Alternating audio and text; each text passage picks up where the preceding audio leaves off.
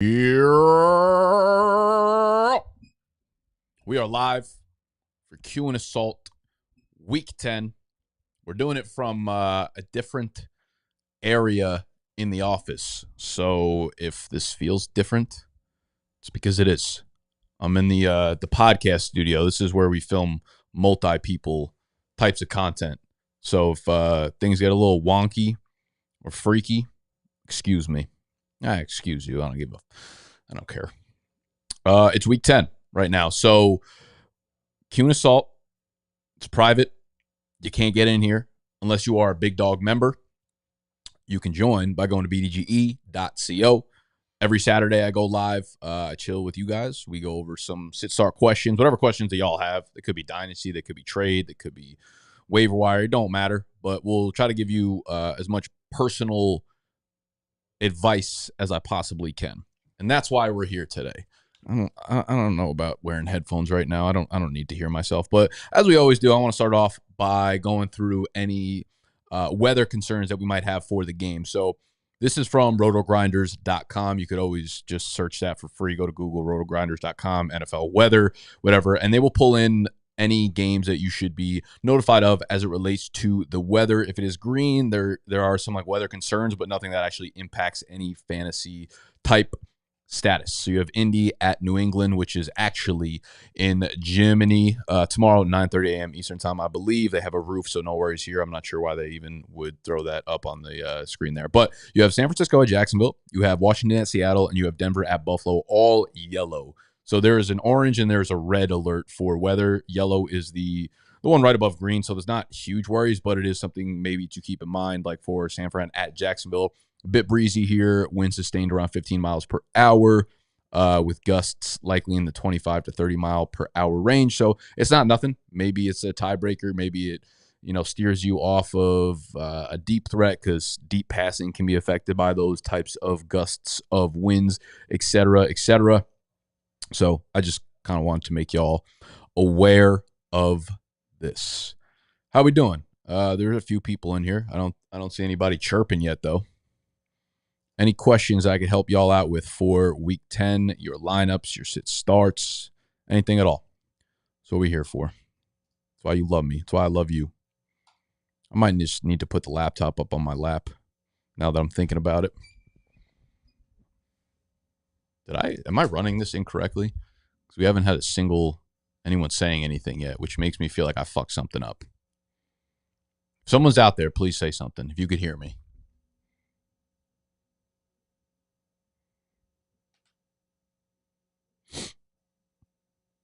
Hello. There we go. We got Tindy in the house.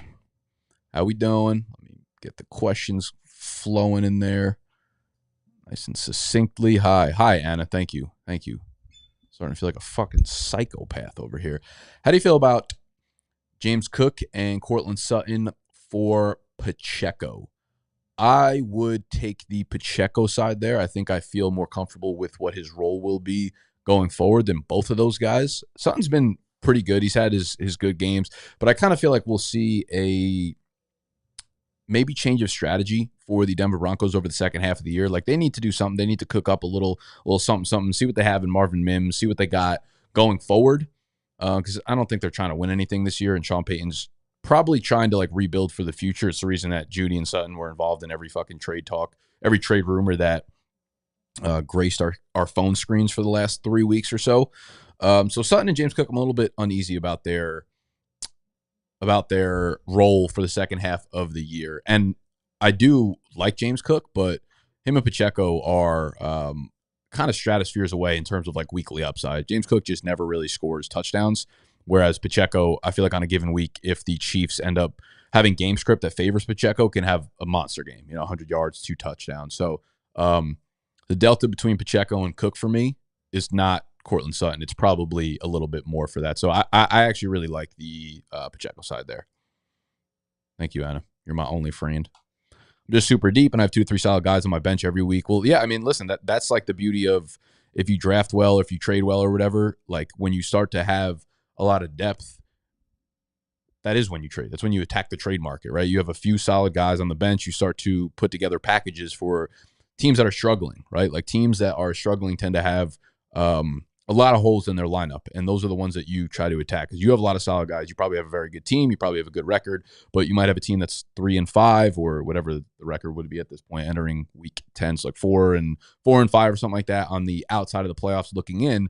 They might need holes to be filled, tight end, wide receiver, running back. You package together like bottom, like low end RB2s, high end RB3s, and wide receiver 3s, RB3s, tight end 3s, whatever. Throw them at a guy like that who has no use for one huge upside player, and those flips tend to happen relatively easy. And as you get deeper into the season as well, I will say it's less and less important to have a ton of depth. And the closer you get to the playoffs, the more important it is just to have super high upside, really solidified starting lineups, right? Because there are fewer bye weeks as the season progresses, of course, and you're just looking for your best shot every single week.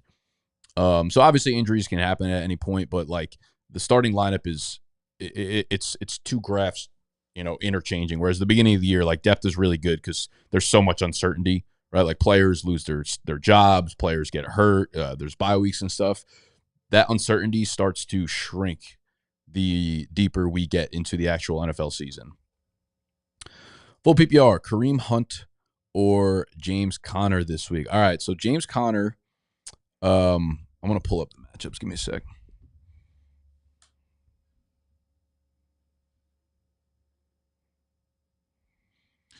James Conner returns from IR along with Kyler Murray. To play against my beautiful, disgusting, making me fucking sick on a weekly basis Atlanta Falcons. However, we still are a extremely tough run defense. We are first in EPA per run on the defensive front, so we're not easy to run against. I do think there's a chance that Kyler actually just plays really well. I think most people are going to be expecting him to probably start slow, not really run the ball much. I think that the Cardinals will actually be pretty good in this game with those guys back at full strength. I don't know, like James Conner coming back from the IR makes me a little bit nervous. You typically see skill players when they come back from multi-week injuries have lower production, mostly based on lower touch volumes than what they were averaging prior to that week. And I remember looking at this over a pretty large sample size. I did a little study myself on this. We usually see a decrease in like 25 to 30% in terms of overall volume, like touches, targets, receptions, etc., from guys coming back from multi-week injuries. So James Conner makes me a little bit nervous. Kareem Hunt has been very involved, though Jerome Ford has kind of taken over as like the-ish guy there for Cleveland. Came back from the high ankle sprain, 20 touches last week, or 20 carries last week, excuse me. So all that being said, I think I would lean towards James Conner because I think they've just shown they want to use him in a workhorse role, and I don't think they trust anybody behind him. So even a less than 100% James Conner in a workhorse role seems to be more enticing than Kareem Hunt versus the Baltimore Ravens, who might just be like the most ferocious fucking defense in the NFL right now. Full PPR, Rachaad White or Tony Pollard? Wow. Okay, this is a kind of an interesting question because we have Tony Pollard going against the Giants. They're 17.5-point favorites. So if there's ever going to be like a game where the running backs can really eat in Dallas, it's going to be this one, and they're going to have a ton of field position, a ton of scoring opportunities. And you have Rachaad White, who's been kind of red hot just in terms of pass catching. They get Tennessee. Tennessee's kind of like an overhyped run defense, I think, at this point. They were really hot to start the year, but I don't think they've really kept that up. That should be like a sneaky fun game, I think. I think ultimately I'd go Tony Pollard there. This is like the game script of all game scripts, and if he's ever going to get it done, it will be this week. I'm not really sure that he's that much better of a pure running back than Rachaad White is at this point, but I like the situation and I like the matchup a little more, so I'm going to go Pollard. Half PPR, I got to start two. I know they are tough options. I got a hurt team this week. We have Singletary, we have Kate Otten, and we have Charbonnet. That's I kind of like this. This is an interesting one. So on the back end of this, we have Charbonnet, who's taken more snaps, got more touches than Kenneth Walker for the most part over the last couple of weeks. But I do think as Kenneth Walker gets healthier, he's completely removed from the injury report, which again does not mean he's 100%. But the matchup's really good against Washington. They are 5.5-point favorites at home. Washington's obviously like decimated on the defensive line, giving up Chase Young and Montez Sweat. So I think his floor is a little bit better than his upside. And then you look at Devin Singletary, where Dameon Pierce is going to be out again. They play the Bengals. The Bengals have played well.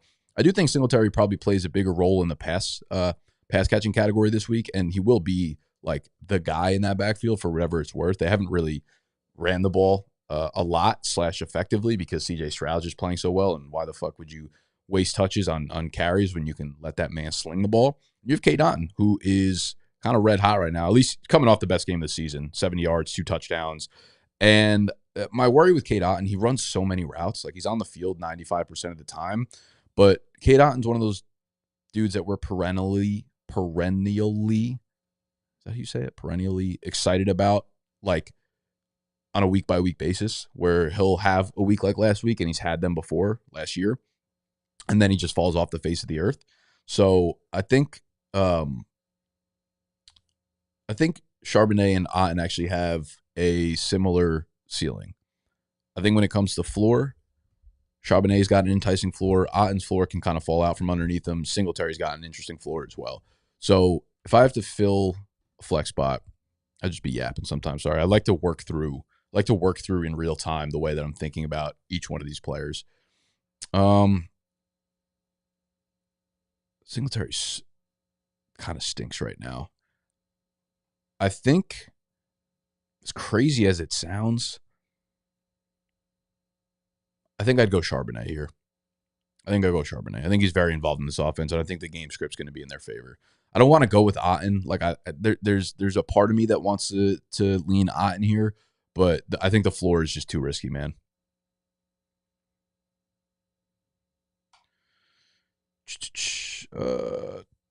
Cheryl, what up? Hello, Nick. Don't have any real questions this week. Logged in to hear what everyone's saying because I really don't have that many options. So just trying to get some info for the future. That's what's up. Well, if you think of any, feel free to drop them because it does not seem like we got a ton going on right now. As we get deeper into the season, this is typically what happens. Like, once we hit November-ish, a lot of people just kind of drop their interest in fantasy altogether. They're either out of the leagues, or a lot of our audience is people who start to get ready, at the end of August, early September, very, very late to the season, and they're not like diehard fantasy players whatsoever. So we start to see a lot of like just the overall engagement and the view counts and stuff like that drop off a little bit towards this part of the year. So overall interaction is down a bit, which means y'all get to hang out with me like we're on a date, I'm not paying the check, but get all the other upside of it. As what's up? Ridley or Watson? Oh, boy. They both stress me out, but I need to start one. I'm definitely going Ridley here. I don't think Watson has proved anything to really anyone at this point. And I think the matchup is not as tricky on paper as it may seem for Calvin Ridley against we're definitely talking about Calvin Ridley against the Niners. They can be beat via alpha wide receivers here. I'll go Rid. Do you like my RBs being Bijan, Aaron Jones, Pacheco? I'm stacked to wide receiver with CD, Ayuk, Collins, Higgins, Pittman. Yeah. I will say you don't have like a reliable uppercut there at the running back position. Like, your receivers are awesome, and I think all three of those running backs can be argued. All in all, like, I'd be happy with the team. If you made no changes, I think you'll be fine. But Bijan, Aaron Jones, Pacheco all kind of flirt with that like borderline RB1, RB2 ranking spot, right? Like RB11 to RB14. I kind of feel like all three of these guys would fall into that range.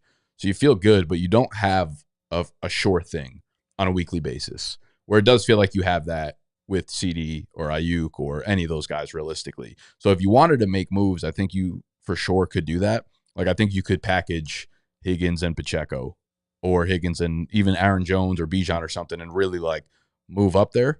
A lot of times the way I look at like my teams, it's kind of if it ain't broke, don't fix it. I know you probably realistically looking at the names, probably feels like you should have more production up to this point, and you probably haven't got as much production from those guys as you kind of assumed you would. But right now, I think you're kind of sitting in at the driver's seat where most of those bad days or bad weeks from those three guys in particular, like the bad days are behind us. Whereas Pacheco's the full-blown starter right now. Started off a little slow in the beginning of the year because they were splitting snaps, etc. Aaron Jones, obviously, the injury is behind him. We saw him get RB1 workload, so his best days are for sure ahead of him. Bijan, it's hard to tell what you're going to get from Bijan on a given basis, to be honest, or a given week, I should say. Sorry.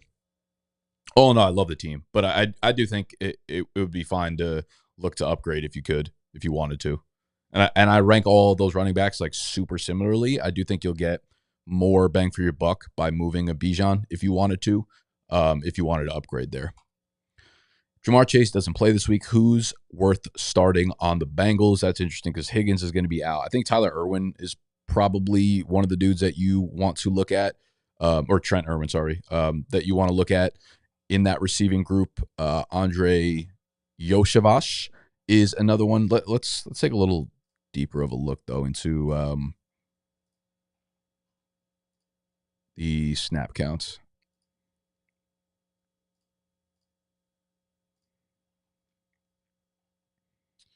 Chase, Boyd. Obviously, Boyd's that was an obvious one. I didn't think I needed to bring that up, but Trent Irwin should see a boost for sure. The other guys, the problem is they've kind of changed their game plan when those three are on the field versus when they're not. Like it's not always they're an adaptive offense. I think when one of their big wide receivers, or if both of them are out, they tend to lean into like Joe Mixon, right? And rather than saying, hey, we'll run 3 wide receiver sets heavy with Chase, Higgins, and Boyd, and one of them goes out, we'll just replace that person with another person.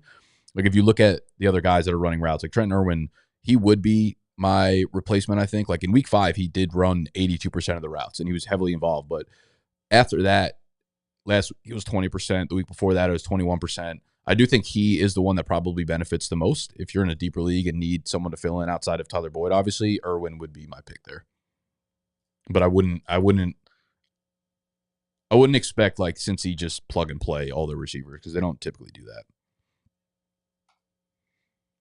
And hope you're having a good one. I got Hurts on bye, so should I start Jordan Love, Baker, or Falcons legend Taylor Heineke? Simmer down. Settle down with that. I do like Heineke for a little bit of a bounce back this week. Plays against the Cardinals. He can move a little bit. And we got Jordan Love, who can't fucking hit the backside of the barn, some people say. And then you got Baker, Tampa Bay versus Tennessee, which is definitely a defense that could be had. I think I would go Baker. He feels like the safest combination of floor, and the other guys' floors are just fucking scary. But I do like Taylor Heineke a little bit with Drake London coming back. I kind of didn't expect anything from him with Drake London out, right? Like Mac Hollins is your wide receiver 1. What the fuck are you supposed to do there? I think Heineke could be a sneaky start, but ultimately I would definitely play Baker here. The matchup's good. He's got his weapons at full strength. Evans, Godwin, Otten's kind of eating a little bit. Rachaad White super involved in the passing game, so I like Baker there. With Achane coming back, do you think Mostert's touches will decrease significantly? I think that Mostert and Achane will have similar splits to what we had in the middle of the year. I don't think they want to ride either guy. I think it's more likely that Mostert gets 20 touch games than Achane does, but Achane he's carved out a role that does not really affect him in terms of other running backs. Like, sorry, that didn't really make sense. But what I meant by that was Achane has his role, I think, in this offense, and it's these 12 to 14 touches a game, and it doesn't matter what the other guys' roles are. For Mostert, if there's going to be a split or a change in the depth chart or a change in like the number of touches and where they go at the running back position, it'll be between Mostert and Jeff Wilson and Salvon Ahmed. But I don't think that's likely to happen. Like, I don't think he starts. Realistically, the risk is, so what I'm ultimately trying to say is that the fact that they have so many backs back there or heads back there, the risk of someone losing touches is Mostert. But I don't think it's really going to happen. His volume will decrease a little bit, just in the sense of course, there's another person in that backfield. But I still think he's completely startable. I think this offense is great and going to do fine in matchups that are really, really good. When they have really tough matchups or really tough run defenses, that's where that's where the conversation starts about, like, is Mostert a guy that I want in my RB2 slot or even the flex spot? But I think more often than not, he'll still get like a minimum of 12 touches. I think they're very different roles, and they both carved out like their own roles. If Chase sits out, do I pick up and start Boyd or pop Douglas? Ooh, good question. I would definitely go with Boyd there. I mean, he becomes their alpha pretty much with Higgins and Chase out. Though I do like Douglas. I think Boyd just has a lot more. I think they'll have similar floors where it's like 4 for 50, 5 for 50, but Boyd definitely has a lot more upside given Burrow's health. With Tyreek on bye, I picked up Shaheed. What do you think? I also have Downs on the bench because he's questionable. Yeah, Downs is really, really nerve-wracking for me. There's just too many injuries happening right now. He's definitely less than 100%. They're traveling really far. Like I'm pretty off that right now. Shaheed, I actually think that could be a fine start. I think Shaheed will be fine. So I wouldn't feel terrible about it.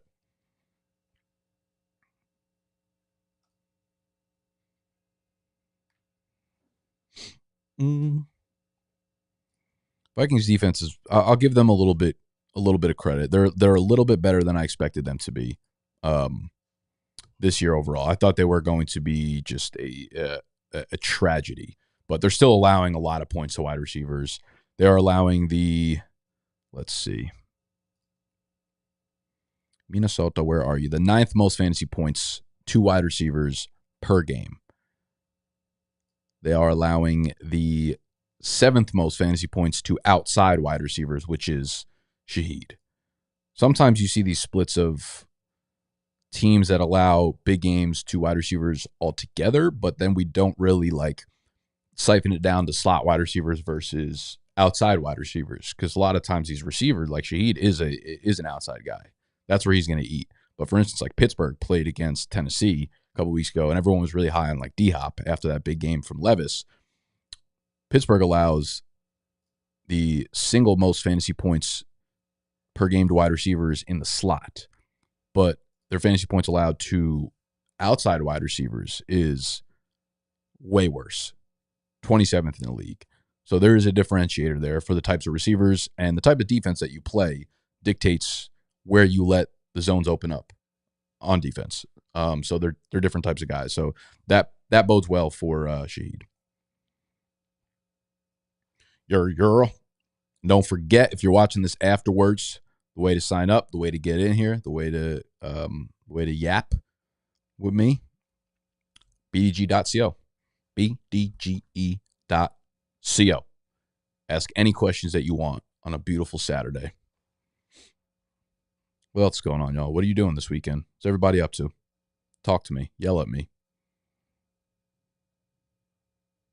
Hang.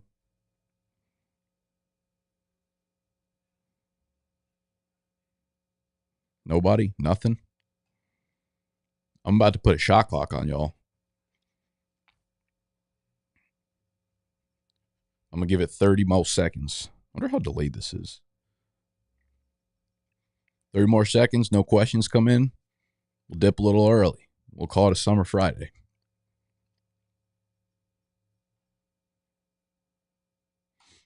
Yeah, we got one. There we go.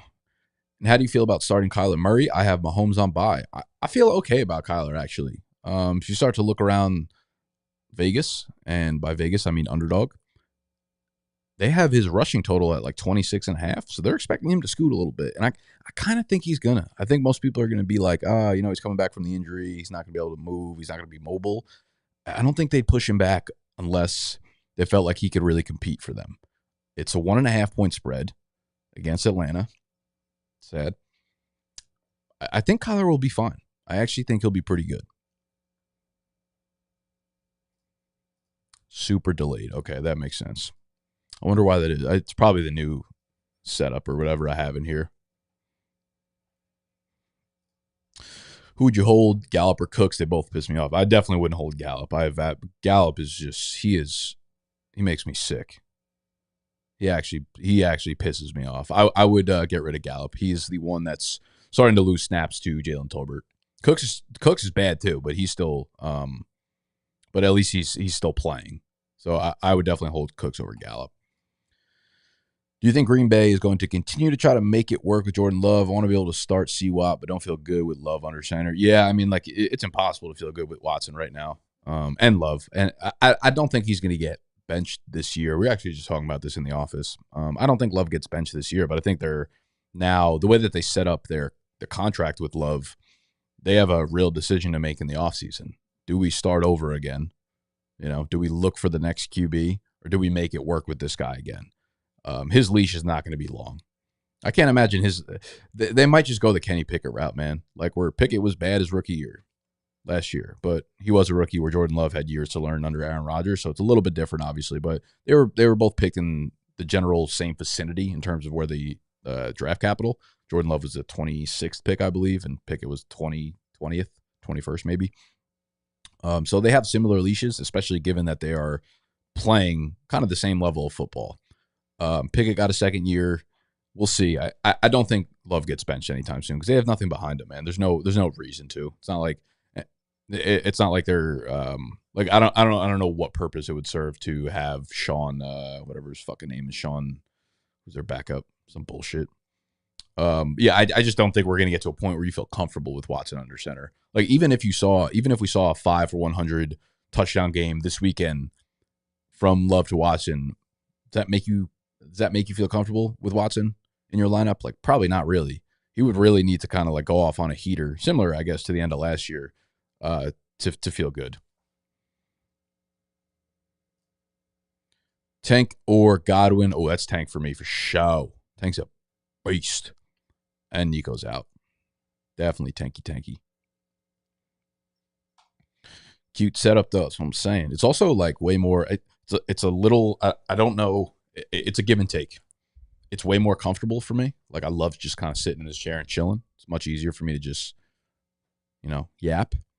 But it's a little weird because, like, my screen is up there, and then my laptop's down here, and there's a lot of wires and stuff. So when I'm at my normal setup, I have like the screen and the laptop right next to me. So as I'm like, I can like research and do a bunch of different things and have 72 tabs open and do that simultaneously while talking with you guys. Where now it's more like sit back and I got to rip off the top of the head, which is normally what I do, I guess. But I have, backup resources to feed the lies that I tell you.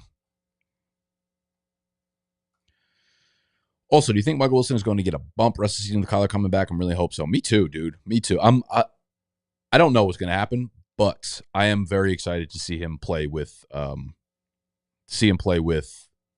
Murray. I want to check for updates on Michael Wilson just to make sure we have his status correct.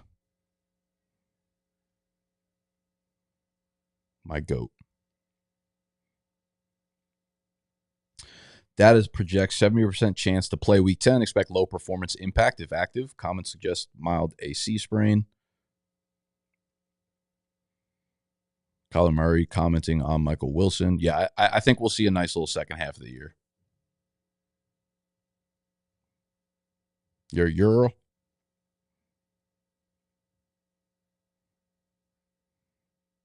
So I'll be rooting with you.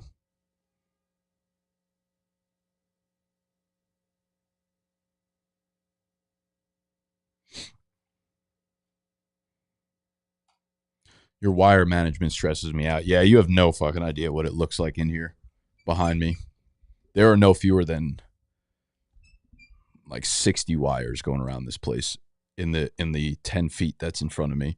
But good news is, in the new office that we'll be moving into in the early new year, we have a set designer, a professional set designer, setting things up for us.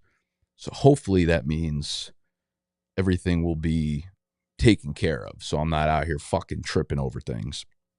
What I'd like to do is have everything kind of like screwed into the wall. and automated in a sense so that like when we have these big softbox lights, they don't need to be on a massive tripod that takes up a ton of floor space with a ton of wires. We want to drill into the ceiling and have like tripod accessories kind of come through so you could screw things in there. And I'd like to do that with cameras from the wall. Or the way we have our studio set up right now, there's not a ton of like extra space to have cameras move back and like up against the wall and stuff. We kind of just have to make it work here, which is fine, obviously, but it would just make life a lot easier if these things were organized a bit. It's a fucking mess. It could be messier, though. It really could be. It's not like a total frat house in here. It's just really close.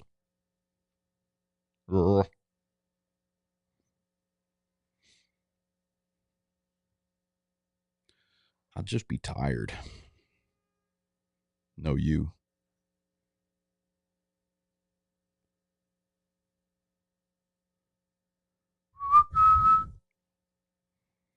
In the whole world, Kincaid or Ingram half PPR? This is a fire question. Let me cook on this a little bit. So Ingram's been about as steady as they come, but Kincaid's been going crazy with knocks out. Buffalo plays against Denver on Monday night. You also have Diggs a little banged up, but he apparently said he's 100% going to play, so I'm not even really going to look into that. You got the Jags playing against San Francisco, a tough defense, but I don't think they're that great against tight ends. Let's look into this a little bit. What scoring is half PPR? Okay. I really don't see a world where I'm sitting. Like Ingram's floor is probably, I don't even actually know if Ingram's floor is better, but Kincaid's shown a fucking hell of a ceiling. The Broncos are the third worst team against the tight end so far this year. The Niners are actually pretty fucking good. So that feels like it's relatively easy of a choice. My gut feeling would have been Kincaid, and now looking at some different numbers, I'm definitely rolling. I don't think there's a way that you can actually sit Kincaid at this point. New office, new year, better wire management, worse company management. That's my that's the motto.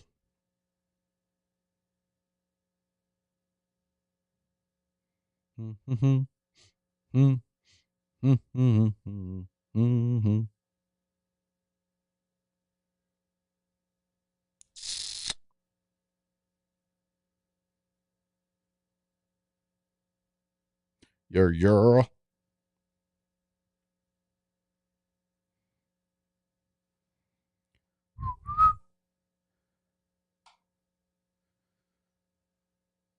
Thank you for yapping at me. It was an honor. It was an honor and a pleasure. All right, y'all. I'm going to dip out if there are no more questions. Again, if you're watching this afterwards, make sure to go sign up. Become a Big Dog member. BDGE.co. And I'll, I want to live stream before the games kick off, but there's been so many international games that there's no time to do it in between. So, I'll see you Monday then for the live stream recap of the week. Goodbye.